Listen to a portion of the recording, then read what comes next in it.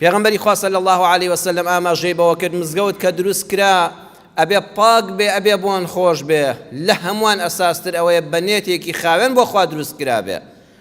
سەروەرمان لە حەدیثەکەیە کە مسند ئیمام ئەحمەد هێناوێتی دەفەرمێ لا تقوم الساعة حتى يتباهى الناس في المساجد خەڵکی نەدڵنیا بن ئەم دنیاە کۆتایی پێ نایە قیامەت نایە حتا یەکێ لە نیشانەکانی بە چاوی خۆتان دەبینن ئەویش ئەوەیە خەڵکی خۆ هەڵدەکێشن بە مزگەوتەکان و ماڵەکانی خواوە.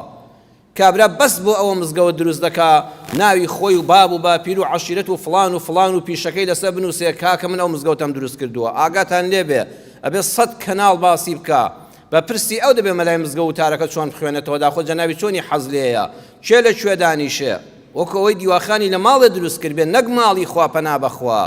ئەوە یەکێک لە نیشانەکانی هاتنی قیامەتە تێکچوونی شیرازەی دنیاە ئەگەر مزگەوت خالیس لەبەر خاتری خوا دروست نەکرا. هەروەها فەرمووی یەکێ لە ماناکانیشی ئەوەی زانایان دەفەرموون لەناو مزگەوتە خەڵک خۆ هەڵکێشێ بە مزگەوتەوە خەڵک خۆ ڕادا بەسەر یەکتردا مزگەوت بێتە شوێنی خۆنواندن نەک برایەتی و تەبایی و خۆشەویستی.